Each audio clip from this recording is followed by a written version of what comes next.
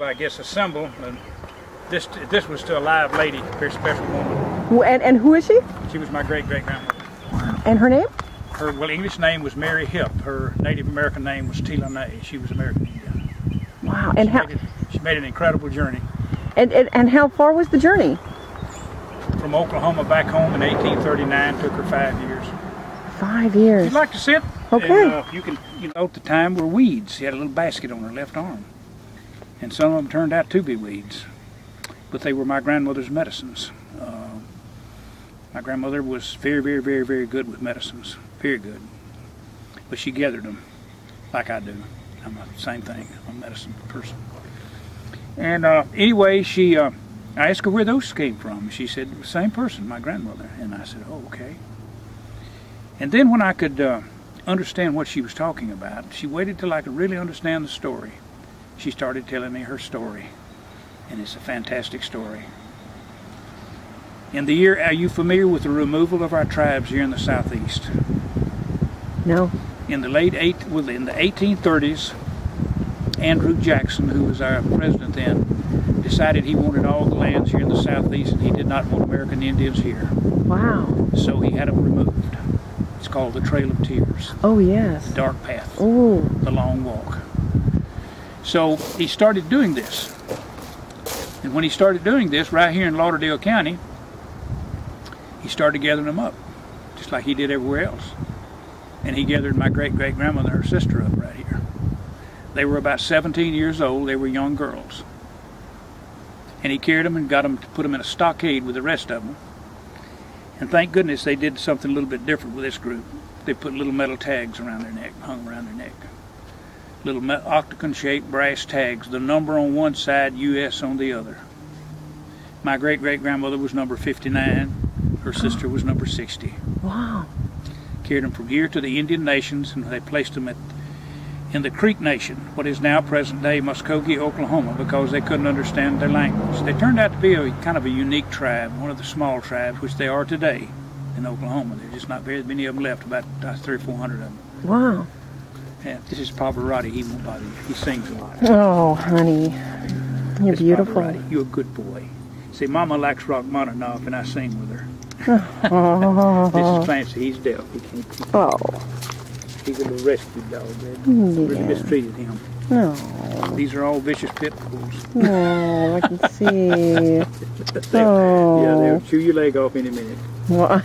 I've had 12. The sweetest dogs in the world if you treat them right. They are darling. Well, anyway, they placed my great-great-grandmother and her sister with the Creek Indians, what is now present-day Muskogee, Oklahoma. Number 59 spent a winter there, and one spring morning she slipped away and started home. It took her 5 years. Back to Alabama. Took her 5 years. Number 59. 5 years. And when she got back here, she brought that tag back with her. And she told in later years that we all out there thought the Shiny Buttons had changed their name. Shiny Buttons being, we presume, the Army folks with the brass buttons. With the brass, yeah. So she said, I thought I might need my name when I got back, so I brought my name back with me. So the tag has been passed down to me.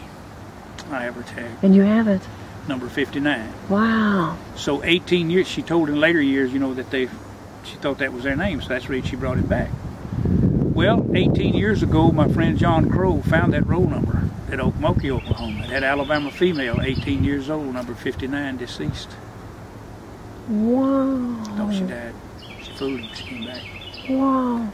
So with the help of the Bureau of Indian Affairs, scholars and historians from Memphis, fantastic fellow from the University of Arkansas, and my 75-year-old Irish lass, who is a computer whiz, out of about 80,000 American Indians they removed here in the southeast, my great-great-grandmother's the only one we could prove ever came back. Unbelievable. Wow. Man or woman. And what made her... That's part of the story. Okay. Has to come and see. Okay, gotcha, yeah. Understand.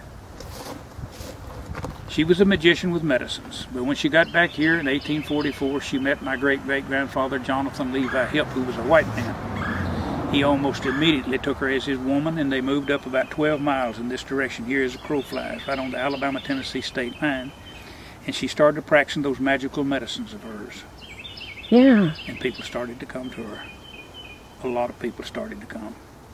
And in the year 1845, a Methodist minister came by. His name was Wiley B. Edwards. Not only was he a Methodist minister, he was the top educator here in Lauderdale County at the time. A brilliant, brilliant man. But he was suffering. He came to my great-great-grandmother, and like a lot of other people, she cured this gentleman. He was so fascinated with her journey, her medicines, and everything else about her, that he sat down on February the 13th, 1845, and he wrote a 168-page journal about her. Wow, 1845. And I've read it at least 10,000 times. Wow. So let me share with you the first page of the journal. Excellent, love it. This will give you an idea of what's in the journal. This is just the first page. I, Parson Wiley B. Edwards, take pen in hand in this year of our Lord, 1845, to render a service to Levi Hip and his wife Mary. That was her Christian name. There's been much sickness in this country this year, I myself suffering terribly. I heard of Miss Mary's cures made from the low places on the creeks and woods lots, so I found Miss Mary. With a salve, she cured a bad case of yellow toes, which makes walking pleasurable again. I also had a disorder of the middle. She's got my middle performing as it should. Though she not be a citizen, I find her to be a person of good character, having sympathy for all that's sick and troubled, and her activity is beyond her sex. And now he describes her, which is one of my favorite parts, because all my life my grandmother would say, "Little Tommy, when you get to heaven," said, "you'll know your great-great-grandmother, she'll have the most beautiful eyes in heaven." So he describes her. Miss Mary, she be slim and fragile in appearance, black hair and eyes of a color that I've not ever seen. She has learned to speak tolerably well, having a few years back made a very long walk back from the Indian nation, so we're sitting this day on February the 13th in the year of our Lord, 1845, and we exchange in payments for the writing of her journey. Wiley B. Edwards. Wow. 67 more pages of it. Unbelievable. So, over 32 years ago, I had the great honor and privilege of sitting with one of my grandmother's people. Very unexpected encounter. Yeah. And she changed my life. She was a Neuchi Indian like my grandmother. She was 82 years old. Her name was Minnie Long. And I told her I wanted to do something for my grandmother. She said, "Do you mean a memorial type thing, Mr. Hendrix?" And I said, "Yes." She said, "Well, listen to my words, Brother Hendrix."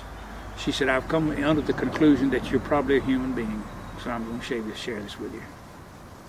Paid me a great compliment. I always thought maybe I was, but she had to confirm it. She said, "We shall all pass this earth, only the stones will remain." Mr. Hendrix said, "We honor our ancestors with stones, the Yuchi people." I said, "That's what you should do." So I decided to build her a memorial out of stones. I told my wife what I was going to do. She said, "That sounds fun to me." I said, "I'm going to lay a stone for every step she made." Oh. She says, "Tom, you can't do that." I said, "Yes, I'm going to." So she said, "Well, let's make it fun. If you're going to do it, why don't you go down with a cotton gin and weigh your truck empty, then come back and weigh it level full. I'll keep up with your load for you, hon." I said, "Okay." That was 32 years ago. Oh, she predicted 4 million pounds. Right now it is 8.5 million pounds here. 8.5 million pounds of million stones. Pounds. Oh my God. So,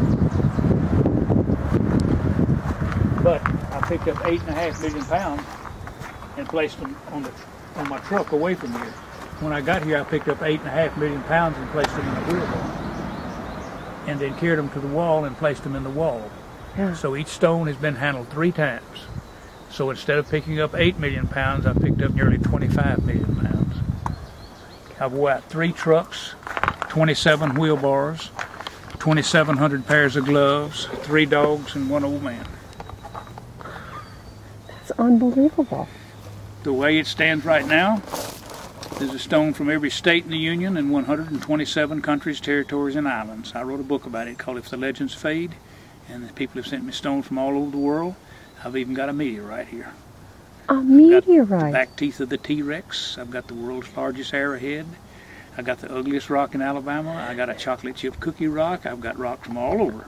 Children and people, scholars and historians, and everybody else sent me stones here. It is the largest unmortared rock wall in the United States, the largest memorial to a Native American woman, and quite possibly the largest memorial to a woman. You can't really count the Statue of Liberty because it's a symbol. This lady was not.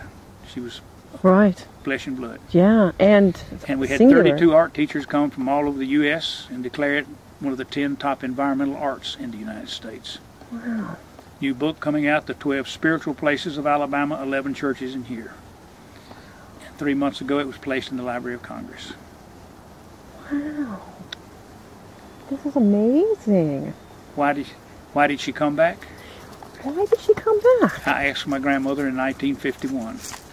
Why did she come? My grandmother's in her 90s. I said, Grandmother, it was a hanging offense to be an American Indian here. Okay. I said, it's a hanging offense to be an American Indian. Her sister was in Oklahoma. Her people were in Oklahoma. Why in the world would she come back? See, we can't find a man that came back. That can prove they came back. Wow. I said, why? And my grandmother said this. She said, Little Tommy, there were 3 reasons that grandmother came back. She said when grandmother was born, that her grandmother took her birthing cord and placed it in a river here. And it made the river her sister. She always referred to that river as her sister. Second, she had a dream of her grandmother beckoning her to come home the whole time she was gone, the whole 5 years she was gone. And third, we call it the Tennessee River today, but all the tribes that lived along this beautiful river of ours call it the Singing River. Nunase, the river that sings. Mm-hmm. They all believed that there was a young woman that lived in this river, sang songs to them and protected them. So she said when grandmother got out there to the Indian nations, she went and listened to all the rivers and streams she could find in 1839, and there were no songs. She said, my sister Juana leaves like a wildflower, said she can grow anywhere, I can't. If I stay out here, I'll die. Yes. That's my grandmother's story. Yes. Oh, that's lovely. It's a good reason to come back. Right. Yeah. Wow. Thank you very much. That's my grandmother's paper.